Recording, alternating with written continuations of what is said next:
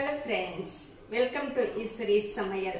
இன்னைக்கு வந்து நம்ம ஈஸ்வரி சமையல்ல இந்த வெயில் காலத்துக்கு ஏற்ற ஒரு ரெசிபி தான் பார்க்க போறீங்க. அதாவது கம்பு அவலை வச்சு இரண்டு வகையான ரெசிபிகள் செய்ய போறீங்க. இந்த ரெண்டுமே பாத்தீங்க அப்படின்னா நல்ல ஹெல்த்தியான ஒரு ரெசிபிங்க. அதாவது இது வந்து மார்னிங் பிரேக்ஃபாஸ்டுக்காகட்டும், டின்னருக்காகட்டும், இல்ல ஸ்நாக்ஸுக்காகட்டும் எல்லாத்துக்குமே யூஸ் பண்ணிக்கலாங்க. அந்த மாதிரியான ஒரு ரெசிபி தான் பார்க்க போறீங்க. இந்த ரெசிபி பார்க்கிறதுக்கு முன்னாடி நம்மளுடைய ஈஸ்வரி சமையல் சேனலை சப்ஸ்கிரைப் பண்ணிட்டு கூடவே இருக்கிற பெல் சிம்பலையும் கிளிக் பண்ணிக்கோங்க. இப்போ இந்த ரெசிபி எப்படி செய்யலாம்ட்டு பார்க்கலாம். இப்போ வந்துட்டு நம்ம கம்பு அவல் வந்து எடுத்துருக்கோங்க. இந்த கம்பு அவலை வச்சு கொழுக்கட்டையும் கம்பு அவல் வச்சு ஒரு கூல் ரெசிபியும் பார்க்க போறேங்க. இப்போ இதுக்கு வந்து ஃபர்ஸ்ட் ஒரு 2 கப் அவல் எடுத்துக்கலாங்க. கம்பு அவல்ங்க, இது ரொம்ப ஹெல்த்தியானதும் கூட. இப்போ இந்த கப்ல வந்து 2 கப் அவல் எடுத்துட்டோங்க. இது வந்து நல்லா கழுவி எடுத்துட்டு வந்துடலாங்க. இப்போ அவல் வந்து ஒரு 2 டைம் நல்லா கழுவி எடுத்துட்டேங்க. இப்போ ஊற வச்சு எடுத்துக்கலாங்க. ஒரு 10 நிமிஷம் ஊறிச்சுனாலே நல்லா ஊறிடுங்க. ஊறட்டும். அவல் வந்து நல்லாவே ஊறிடுச்சுங்க. இந்த ஊறின அவல் வந்து நம்ம மிக்ஸி ஜாரில் சேர்த்திக்கலாம். ஏன்னா நம்ம வந்துட்டு கொழுக்கட்டை செய்கிறோம். இப்படியே பிடிச்சோம் அப்படின்னா பிடிக்கிறதுக்கு வராதுங்க. பார்த்தீங்களா, உதுந்து மாதிரி போயிடும். அதனால் நம்ம மிக்ஸி ஜாரில் சேர்த்து ஒரு ஓட்டு எடுத்துட்டோம் அப்படின்னா கொஞ்சம் பிடிக்கிறதுக்கு நல்லா வருங்க.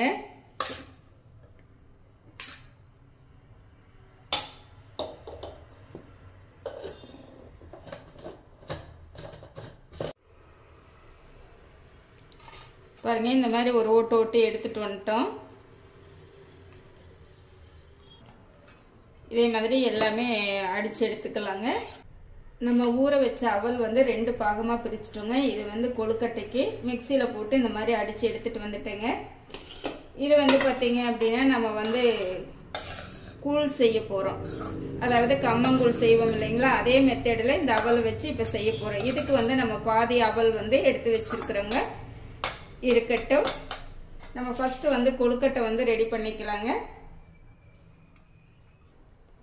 ஒரு பெரிய வெங்காயம், கொஞ்சம் மல்லி இலைகள், கறிவேப்பிலை, 1 ஸ்பூன் அளவு இஞ்சி வந்து பொடியாக கட் பண்ணி வச்சுருக்கேங்க. அதே மாதிரி பச்சை மிளகாயும் பொடியாக கட் பண்ணி வச்சுருக்கேன். இது எல்லாமே இப்போ சேர்த்திக்கலாங்க.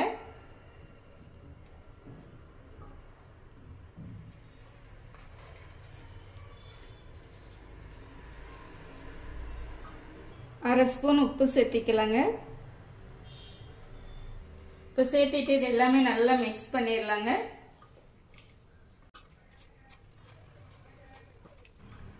மிக்ஸ் பண்ணிட்டு இந்த மாதிரி நல்லா அமுத்தி விட்டு பிசைஞ்சிங்க அப்படின்னா நம்மளுக்கு பிடிக்கிறதுக்கு வந்து நல்லா வருங்க. ஒரு 2 ஸ்பூன் தேங்காய் துருவல் சேர்த்திக்கலாங்க. நான் ஃபர்ஸ்டே சேர்த்திருக்கணும், சேர்த்தாம விட்டுட்டேங்க. இப்போ சேர்த்திக்கிறேன். தேங்காய் துருவல் சேர்த்தனோம்னா ஒரு நல்ல டேஸ்டா இருக்குங்க. சேர்த்துட்டே இப்போ ஒரு டைம் நல்லா கலந்துக்கலாங்க. இது பார்த்தீங்க அப்படின்னா இப்படியே சாப்பிட்றதுக்கு கூட ரொம்ப நல்லா இருக்குங்க.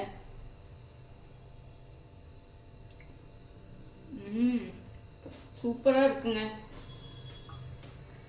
அதாவது நேச்சுரல் ஃபுட், இயற்கை உணவை சாப்பிட்ற மாதிரி இருந்தால் நம்ம இப்படியே வந்து சாப்பிட்டுக்கலாங்க. அவ்வளோ நல்லா இருக்கு. இப்போ பாருங்க, இட்லி தட்டில் வந்து இந்த மாதிரி ஒரு கிளாத் போட்டுக்கலாங்க. அதாவது நம்ம இட்லி ஊற்றுவோம் இல்லைங்களா, அந்த துணி வந்து நினச்சி இந்த மாதிரி போட்டுக்கலாம். இப்போ இது வந்து நல்லா மிக்ஸ் பண்ணி வச்சுருக்கோம் இல்லைங்களா, இதை எடுத்து நம்ம கொழுக்கட்டை மாதிரி அப்படியே பிடிச்சிக்கலாங்க. கொஞ்சம் டைட்டாக தான் பிடிக்கணுங்க, இல்லை அப்படின்னா கொஞ்சம் உதிர்ந்து போகிற மாதிரி இருக்கும். பார்த்தீங்களா, இந்த மாதிரி பிடிச்சி வச்சுக்கலாம்.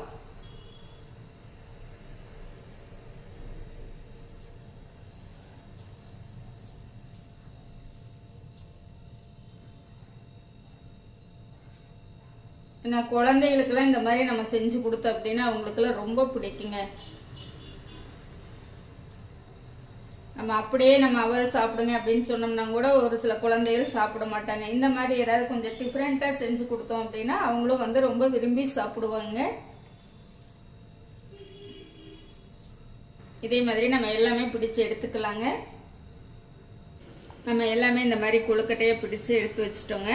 இப்போ நம்ம இட்லி பாத்திரத்தில் தண்ணி வச்சிருக்கோம். தண்ணி கொதிச்சுட்டு இருக்கு. தண்ணி இந்த மாதிரி தளதளன்னு கொதிக்க விட்டுட்டு நம்ம இந்த தட்டை எடுத்து வச்சிடலாங்க.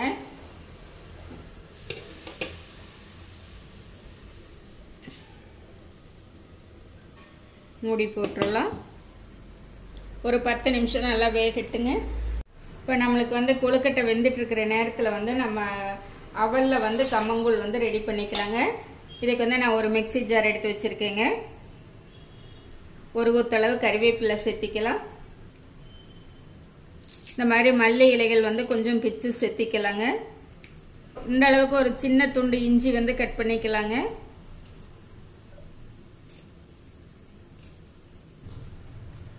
ஜீரகம் ஒரு ஸ்பூன் சேர்த்திக்கலாம். மிளகு ஒரு ஸ்பூன் சேர்த்திக்கலாம். நம்ம வந்து பச்சை மிளகாய் சேர்த்துலைங்க, அதுக்கு பதிலாக நம்ம வந்து மிளகு சேர்த்துறோம். ஃபஸ்ட்டு தண்ணி விடாமல் இது மட்டும் நம்ம ஒரு ஓட்டு எடுத்துக்கலாங்க. தண்ணி விடாமல் அரைச்சோம்னா நல்லா நைஸ் ஆயிரும். பாருங்க, இந்த அளவுக்கு நல்லா நைஸாக அரைச்சிருச்சு பார்த்தீங்களா. இப்போ மோர் ஊற்றி அடித்தோன்னா நல்லா அரைஞ்சி வந்துடுங்க. ஒரு 1/2 டம்ளர் அளவு தயிர் சேர்த்திக்கலாங்க.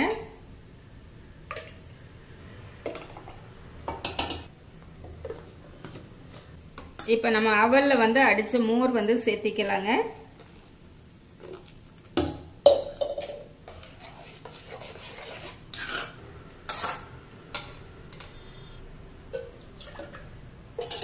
இன்னும் கொஞ்சம் கெட்டியாக இருக்குது இல்லைங்களா, இன்னொரு 1/2 டம்ளர் அளவு தயிர் சேர்த்திட்டு நம்ம மோரை அடித்து எடுத்துகிட்டு வந்துடலாம். நம்ம இப்போ 2வது அடித்த மோரும் சேர்த்திட்டேங்க. 1/2 ஸ்பூன் உப்பு சேர்த்திக்கலாம். நல்லா கலந்துடலாங்க. இன்னும் கூட கொஞ்சம் தண்ணி விட்டுக்கலாங்க. இப்போ வந்து நம்ம கூழ் காய்ச்சாமையே அவலை வச்சு நல்லா இயற்கையான முறையில் வந்து நம்ம கம்பு அவல் கூழ் வந்து ரெடி பண்ணிட்டேங்க. பார்த்தீங்களா, இது வந்து சாப்பிட்றதுக்கு அவ்வளோ ஒரு நல்லா இருக்குங்க. நம்மளுக்கு 10 நிமிஷம் ஆச்சுங்க. கொழுக்கட்டை வெந்துருச்சான்னு பார்க்கலாங்க. கொழுக்கட்டை வந்து நல்லாவே வெந்துடுச்சுங்க. இப்போ நம்ம எடுத்துக்கலாம். நம்ம இப்போ கொழுக்கட்டையெல்லாம் எடுத்து ஒரு தட்டில் மாற்றிக்கலாங்க. ஒரு 2 நிமிஷம் அல்லது 3 நிமிஷம் நல்லா ஆற விட்டுட்டு எடுத்தீங்க அப்படின்னா ஒட்டாமல் நல்லா வருங்க.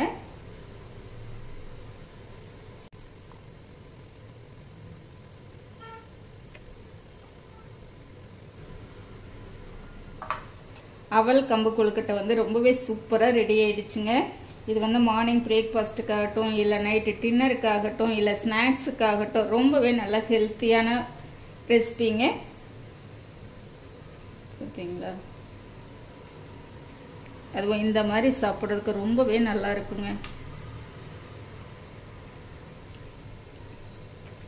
ஆஹா, சூப்பராக இருக்குங்க. நீங்களும் இந்த மாதிரி செஞ்சு பாருங்க. நம்ம கம்பு அவல் மோர் வந்து கலந்து வச்சிருக்கோம் இல்லைங்களா, இதுவும் சாப்பிட்டு பார்த்துருவோங்க.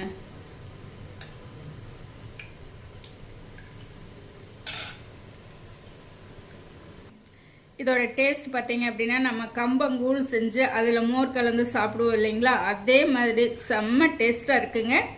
நீங்களும் இந்த மெத்தடில் இதே போல் செஞ்சு பாருங்க. எனக்கு நான் செஞ்ச இந்த 2 ரெசிபிகளுமே உங்களுக்கு ரொம்ப பிடிச்சிருக்கும்னு நினைக்கிறேங்க. இந்த மெத்தடில் நீங்களும் செஞ்சு பார்த்து எப்படி இருக்குன்ட்டு கமெண்ட் பண்ணுங்க. தேங்க்ஸ் ஃபார் வாட்சிங்.